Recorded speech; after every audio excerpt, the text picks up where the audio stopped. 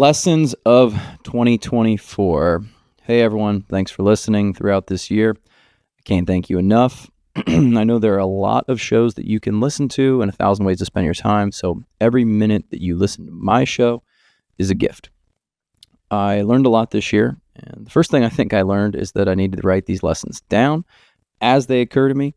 I am sure I had so many great guests and pieces of information that I am just forgetting a lot of them here, which is why you see a lot of smart entrepreneurs that I looked up to and I really like tweet, write articles, things like that.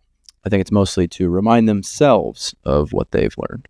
So I'd love to find time to write more things in 2025. But speaking of time, the concept of time seems to be a reoccurring theme in these lessons for me this year. I didn't plan on having 9 lessons last year and then another 9 this year. It just sort of ended up working out that way. But I think it's nice. 9's a good number. It's not too many. It's not too few. So if there is one meta lesson to live a good life and be good at the things that you do, I think it's this, that you have to spend your time on the right things. So without further ado, ladies and gentlemen, let's dive right into it. Lesson number 1, buy back your time. One of the best business books I've read, I found this year, which is Buy Back Your Time by Dan Martell. I probably recommended this book on a dozen different podcasts and to a lot of entrepreneurs that I spoke to and I continue to meet. Aside from being a very good technical book on business systems, which was sort of unexpected because it could have easily been one of those books where the title sort of tells you everything that you need to know, it's really sort of a book on happiness. The primary idea isn't just to pay people to do the little stuff that you don't want to do. That is at least a little part of it. But it's to free the business owner up to only do the high-value tasks that drive the company forward. So throughout the year, I took a lot of lessons from Alex Hormozi. I went to their seminar, and that was really valuable for me. I'm planning to talk about some of those lessons later in this episode, but Hormozi said something that sort of stopped me in my tracks.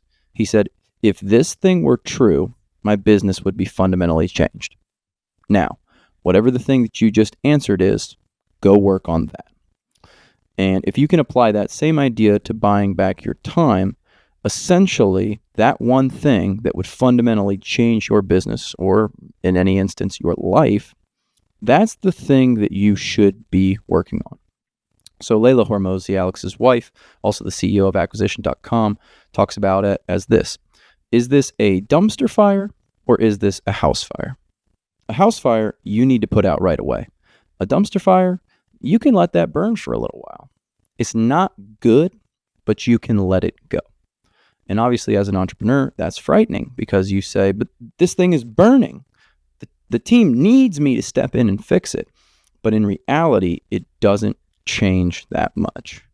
So Dan Martell talks about the DRIP matrix, which you can Google if you want to look at it. DRIP, DRIP matrix. But in short, it's a 4-quadrant graph with the one axis being things that make you money, from the left being they make you the least amount of money, to the right being they make you the most amount of money, and the other axis being things you enjoy doing. The bottom being things that you don't enjoy at all, and the top being the things that you enjoy the most. So the bottom corner, it doesn't make you much money, and you don't enjoy it. So things might be like bookkeeping, invoice reconciliation, customer service, etc. So that is D, for you want to delegate that off your plate. So, moving above that section, it's going to be things that they make you money, but you don't really enjoy doing it. So that is high on the productivity side of the axis, or the money-making side of the axis, and then kind of low on the light you up axis is what Dan would call that. Maybe that's making sales calls. Maybe that's, product development for you if that's something that you're not into. That's the R. Those are the things that you want to replace, where you can train someone new to do that. The bottom right corner doesn't make you a lot of money yet. So that's a low on the making you money, but it is high on the light you up axis, the things that you enjoy doing. So maybe that's podcasting. Hello, welcome to Alex's podcast. So that's what I want to invest in.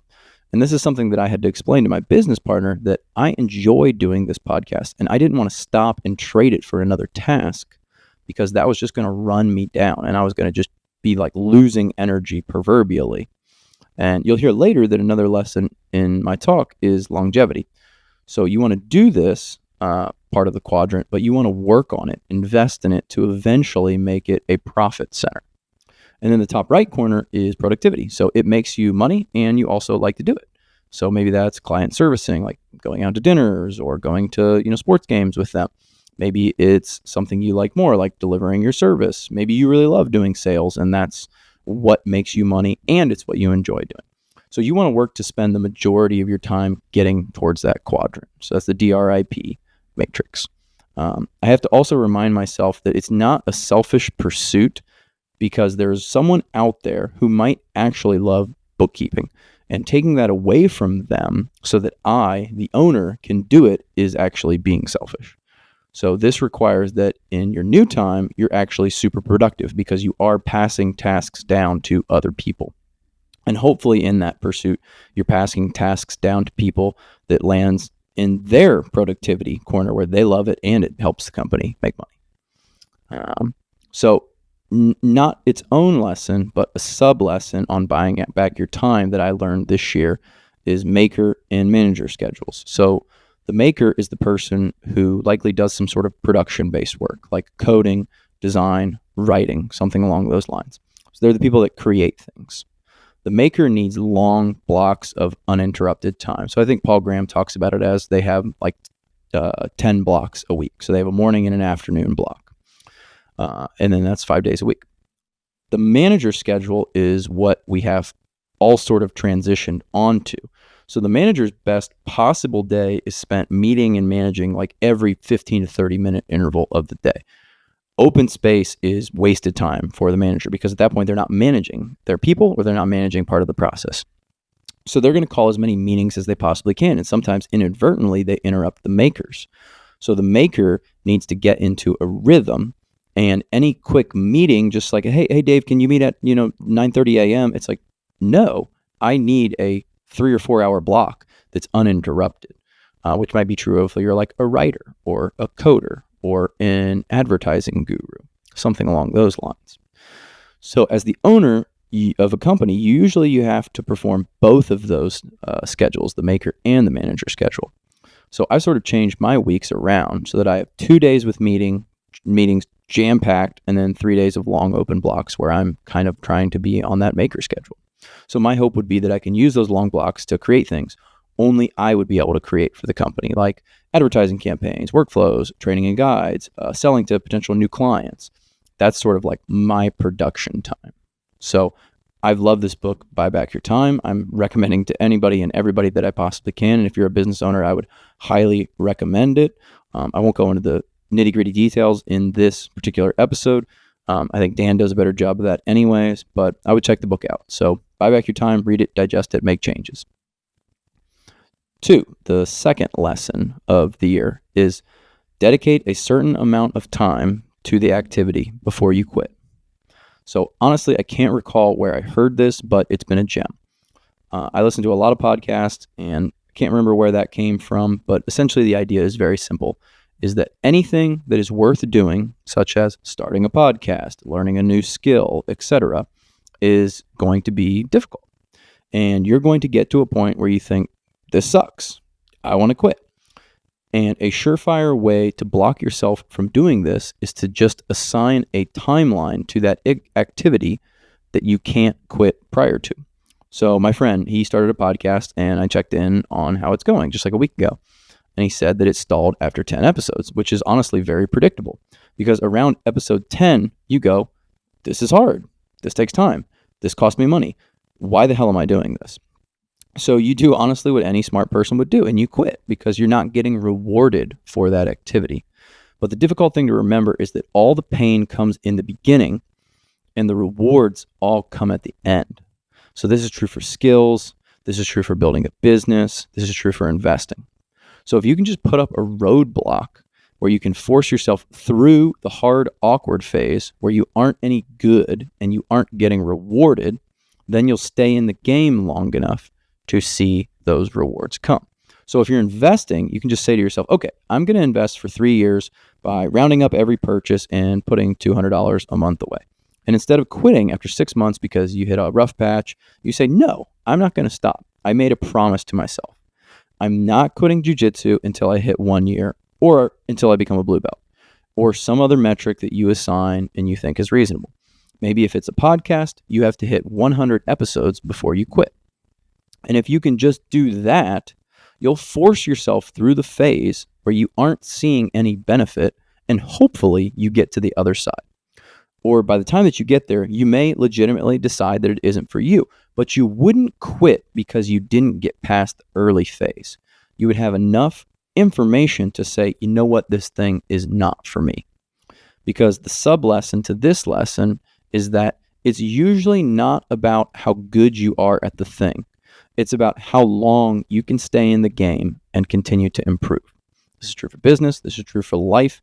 And most things that are the best and most important to focus on in life are infinite games. So the premise is to just keep playing. So Warren Buffett started buying stocks when he was 8 years old. He's one of the richest people of all time because he kept going into his 90s. He and Charlie Munger would say that you don't have to do anything exceptional to get exceptional results. You just have to stay at it for a long enough period to get good. So don't quit when it gets hard. Quit when you decide to. So I picked up 2 pretty important but yet somewhat technical lessons from Alex Hormozi, some of which are on time, some of which are on business. Stick with me on these. I promise you that I'm going to bring them all back home. Lesson 3. Assign key performance indicators to what you want to accomplish. So this is a known technique in business, of course, but where I missed the boat was mostly around the department level key performance indicators. So if you've ever been in the business world, you've heard KPIs before. They're essentially metrics that are the guiding light for you that you're going to work towards hitting these independent and individual metrics, like, whatever it is, a revenue number, a sales goal, something along those lines. So imagine it like a Christmas tree. At the top of your life, business, or activity, you assign the goal of all goals. This is the star on top of the Christmas tree. In business, for us, it's revenue and a profit metric generally. One thing that I picked up from Alex was that it's important to have dual metrics because that's going to more accurately track what you desire to have happen. So in business, you can have $1 billion in revenue and lose $1 billion pretty easily if you just sell $1 bills for 50 cents. That's not really a success. So in life, your lead and your lag metric may look like, hey, I want to have a few kids, or I want to get an award, or I want to make an amount of money, or I want to hit a lifting PR. But those individual goals, those are the lead. They should be accompanied by another metric, a lag metric. So if your goal is to have 3 kids, that's your goal, but you want that to be attached to them loving you and growing up to be successful. If your goal is getting an award, your secondary goal, your lag goal, might be keeping your sanity and your family together. If your goal is making a certain amount of money, the lag metric might be donate some of it or live out some amount of experience with it. That's the Bill Perkins die with zero kind of idea. Or if lifting a PR is your goal, your lag metric additionally would be being healthy enough to walk at age 90. Because essentially, you want to keep the important thing in sight. One metric, solo and independent, may cause you to do things that aren't really what you desire to have happen, like deadlifting 500 pounds at the cost of your long-term health because you did steroids or you herniated a disc.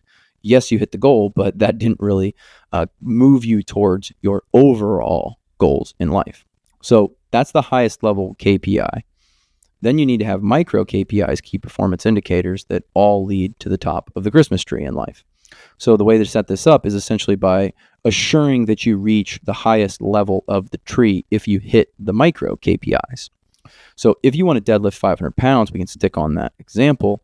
You may have a program that builds up to that at a certain date with weights you would need to hit in between then and now.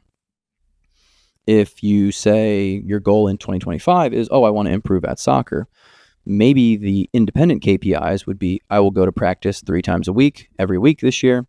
I will hit certain fitness goals. Maybe I can, consistently run a 6-minute mile, and I will play in 20 games. You'd like it to be as concrete of a goal as possible because what does improving really mean? But sometimes that's not always definitely feasible. So obtaining a blue belt in jiu-jitsu is more concrete than I want to get better at Muay Thai. You can just work with you have, though. So even a smart person would try to break those specific things like getting better at Muay Thai down into micro KPIs that may be skills that you want to master within that domain. So I want to master, a round kick. I want to be able to round kick, 50 inches. I want to be able to master the switch kick. I want to be able to master the hook.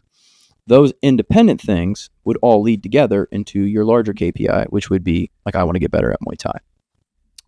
And for business, it's actually much easier because you can quantify almost anything with numbers in a business setting.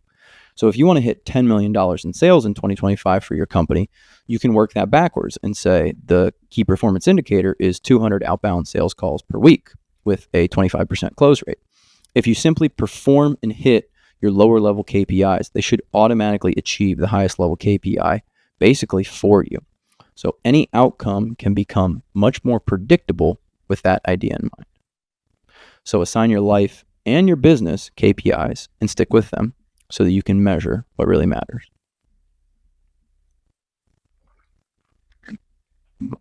This is another Alex lesson, Alex Hormozi. It's to raise the level of the people around you. So Hormozi tells the story of when he went to sell his first company, and he sat across the table from the private equity firm that was looking to buy. And he said to himself, shit, because he instantly knew that he was outclassed by the level of talent the private equity firm had. And he said that his team wasn't even that bad at that time. So from that point on, he dedicated himself to hiring the best talent. And he talks about the idea when you are hiring that if you have a staff of, say, 10 people and you hire a new person, if they're in the bottom half, you have instantly lowered the level of the people at the company.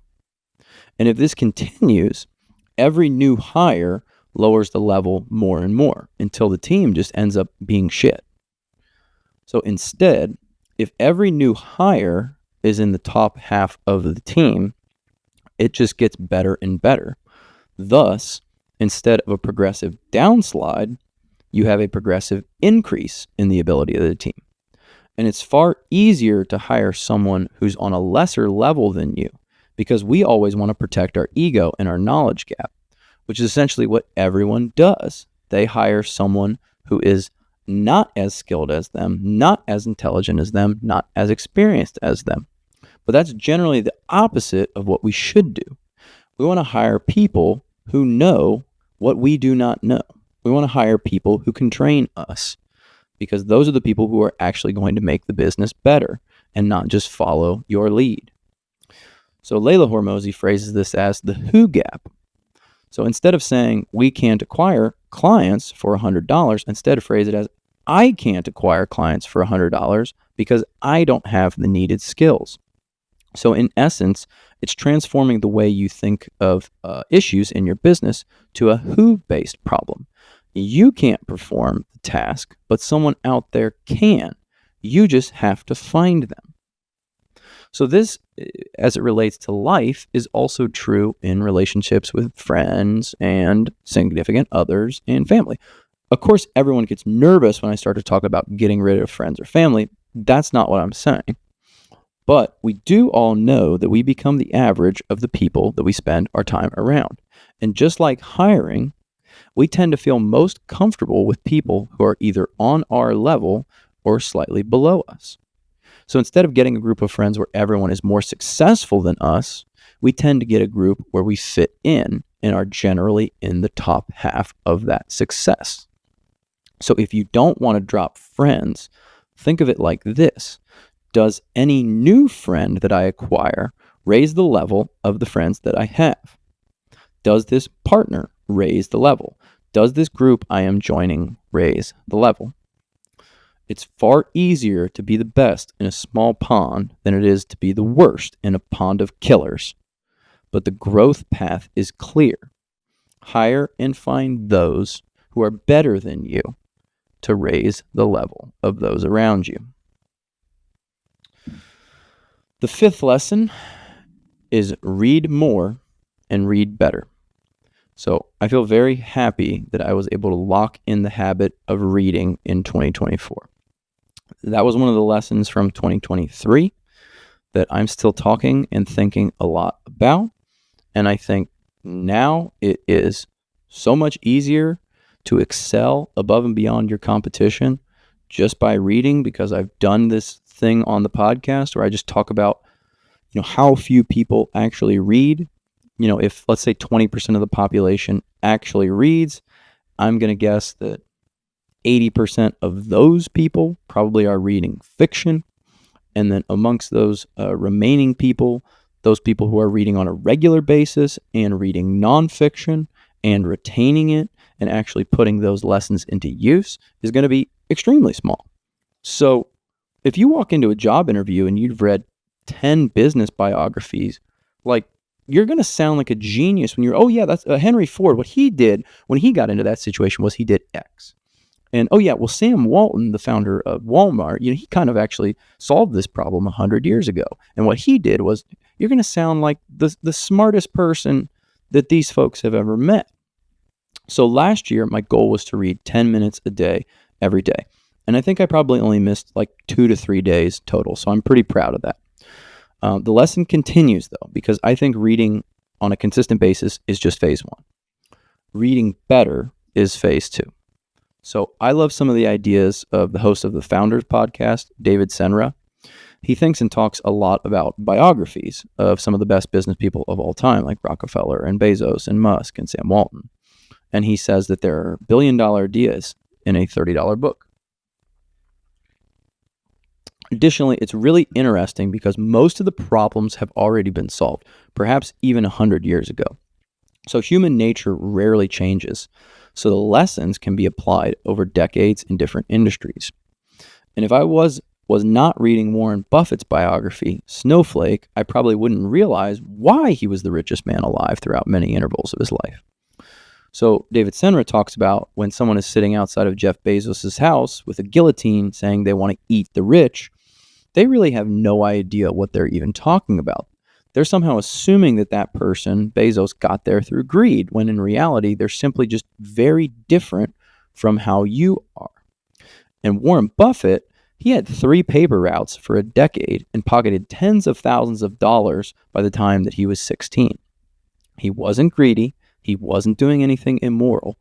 He was simply an autistic young guy obsessed with numbers and the idea of compounding. He's not evil. He's not manipulative. But without reading about him at age 7 and hearing the stories of how he would count license plates that drove by his house and calculate the probabilities of which character was going to pop up on a license plate, you may not be able to understand how he is different from you. So I plan to read a lot more biographies in 2025 because they seem to be the best business books. Additionally, I'm much more interested than ever in rereading books. Previously, I would have thought that was kind of a waste of time. But some of the smartest people I know say they would rather have the best 100 books ever to reread than to have an infinite number of books. And we don't often need to be taught. We need to be reminded. So if you took Infinite Value from Buy Back Your Time by Dan Martell, don't just move on. Go back and read it. And make sure that you don't forget the lessons that are in there. Learning is measured in change. And if you don't make changes, you haven't learned anything. If the best books taught you something, you had better make sure that you make changes. So don't just read more, read better. While on the topic of Warren Buffett and key performance indicators, the 6th lesson is to focus on your health. It's a life and a finance hack. So in 2024, I decided that I was going to spend 10% of my income on my health. Honestly, I didn't think too deeply about it, and I didn't really go back and calculate these numbers in a complex way to decide on 10%. I just kind of did it. So for me, that materialized in a few ways: blood work, supplements, red light therapy, new mattress, coaches and trainers, things like that. And health is one of the things that you usually can't spend your way into. but you can get a lot closer to that when you're young. A billionaire at age 70 can do a whole lot less than an average wage young person at age 25. So one of the best hacks in life you can perform is to focus on your health. It really is the top key performance indicator of the tree, and it's also a few of the middle rungs. Most of you out there want to get wealthy. So one of the wealth hacks that Warren Buffett learned and used to beat everyone is time. He started investing at a very young age. And if you look at charts, his wealth only exploded very late in his life after age 70. Why? Because he had time to compound over and over again the money that he invested when he was young. He'd been investing for almost 100 years. So this goes back to the infinite games idea. And the premise of those is to stay in the game. If you can just stay in the game, even minor improvements yield amazing results over time. And if you can stay in a business for 40 years, it's extremely unlikely that you won't have built something amazing. If you just keep podcasting for 1,000 episodes, it's pretty unlikely that you won't acquire some follower base. If you keep training throughout life, it's unlikely that you're going to be extremely unhealthy as you get older. And that all revolves around staying healthy. Staying around requires you to think about your health, and that gets harder to do the older you get. It's significantly harder to get healthy at an older age than it is to stay healthy at a young age. So if you want to win at anything, more often than not, your health is the primary driver of that ability to win. And this idea is rarely well understood by everyone trying to get ahead now. Trust me, I'm all about getting ahead right now. But if you win now at the expense of winning later, you usually aren't going to do either. Health is wealth, and it's also a hack to win at pretty much anything. Keep it, and you can keep playing. So, while on the topic of health and longevity, I had a lot of people on the podcast talking about purpose. The 7th lesson is purpose is the driver for so many things. It's not necessarily easy to find, but it's probably worth the time to find it. The episode's not out yet, but I had an 81-year-old on the podcast who had been working on helping people get grants for over 40 years. He had more energy than almost any of my other guests. He and I talked about his longevity, and he said he doesn't even feel like he's working anymore. He's just doing what he feels like he needs to be doing. It's his purpose to help. Purpose is a health hack, which, as stated, is a finance hack. And with those financial resources, you can work your way back to your purpose. I've had so many people on the podcast that you could hear it in their voice. They felt like what they were doing was important work. And as a younger guy, I probably wouldn't have said that purpose was that important for your business. But as I get older, I can see how it's a tool for getting ahead. If you truly believe your business has a higher calling, a reason to exist outside of profit, you're going to work harder, do more, cut fewer corners to get there. To the person who is just working for a profit, you'll look like a maniac. To the person who has a purpose, the one working for a profit looks like a maniac. The idea is to do the work that feels like play to you. Better yet, do the work that feels like it's your calling. That if you had all the money in the world, you'd still be working on this. Money will come as a side effect of helping others. Helping others will make you happy. Being happy is a longevity hack. Longevity gives you more time to get good at something and earn a substantial living. That living allows you to help more people. The cycle can continue, and it's beautiful. So if you find your purpose, it's going to make everything work better. The 8th lesson is rest. It's not taking time off. it's taking time on. It's the difficult thing you refuse to do. So, Chris Williamson talked a lot about this over the calendar year. And he sort of details how there are two types of people. There's type A, go, go, go people. And then there's type B people who do legitimately need a kick in the ass. So sure, David Goggins' message is important for some people. But generally, if you listen to my podcast, it's probably not for you. You more likely need to rest. So early on in the year, I had Alex Pong on, the author of a book called Rest. The ideas that he brought up seemed to come up over and over again throughout the year in the podcast. In his book, he details how many of the best inventors and scientists throughout history had a routine that would look quite different from our current day-to-day life. They would wake up, go for a walk, drink their coffee, and then start a 4 or 5 hour block of intense focus. Then midday, they would go for another multi-mile walk, eat lunch or eat their dinner with their family, and then go back in for a second block of work in the afternoon or late evening. You remember the discussion of the manager and the maker time for above. So Alex detailed how the brain actually goes through a process when it's able to unplug from the work. The subconscious can't continue to work on the problem in the background, especially when it has the opportunity to relax. It can continue to work on the problem in the background, especially when it has time to relax on a task that is not mentally difficult. This is why often you have a great idea in the shower or while you're driving home. Your brain is continuing to work on the problem, but it is allowed to gently think about another, smaller problem. So that's like when you're driving, your brain's working on the drive, but that's kind of, your foreground. Your background can work and put into action and thought the problems of the day. That's why often you can't remember who that actor was in that one movie, and then several hours later, seemingly out of nowhere, boom, it pops into your head. Cameron Diaz is her name. You weren't thinking about the problem. Actually, you had stopped thinking actively about the problem altogether, but your subconscious didn't. Additionally, it was relatively common for writers or wealthy individuals in the past to take a whole summer off and go live in nature. This was the idea of spending summers at the lake or upstate.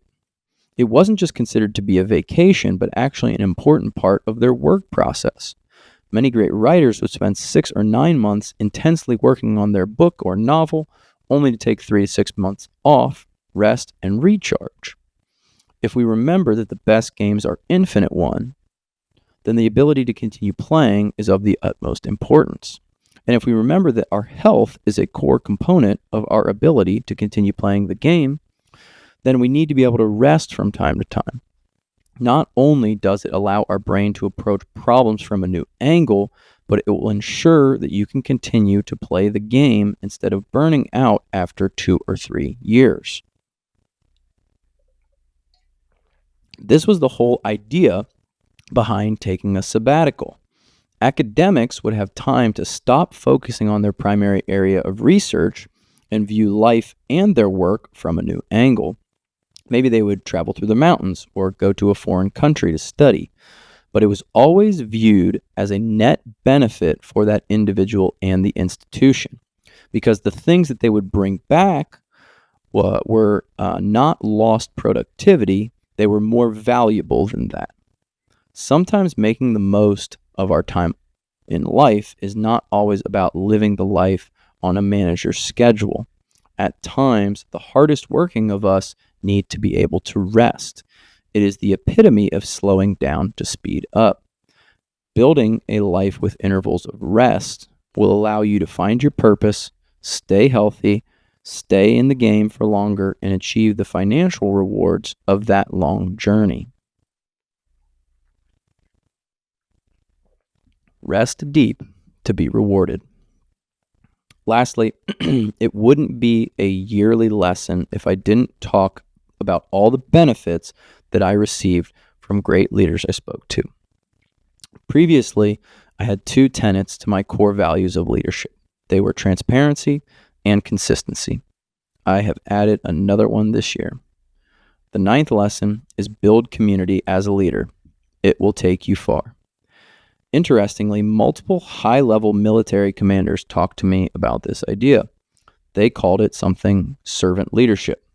I call it community. This is that you need to spend time with your people to show them that you care. Of course, like everything that I'm saying today, there is a balance to these principles. Just like your key performance indicators, they need to have a lag and a lead metric. Community has two sides. Great leadership does not take the form of being everyone's best friend. This can be taking the principle too far. Additionally, not knowing the names of the people that you work with is too far in the opposite direction. A great leader takes time to build rapport with their team.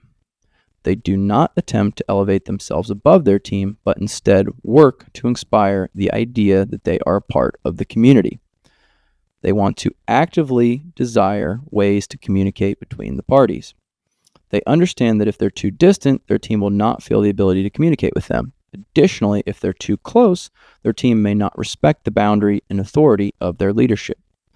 The leader needs to show them that they do care, and one of the easiest and simplest ways to do this is by building community. This can be in the form of spending time with their people, getting to know their people, or deeply understanding their needs. This allows the leader to teach. Nick Saban says that negative experiences without the associated teaching kills morale. The leader who has not built community with his team can only call out negative events and demand correction.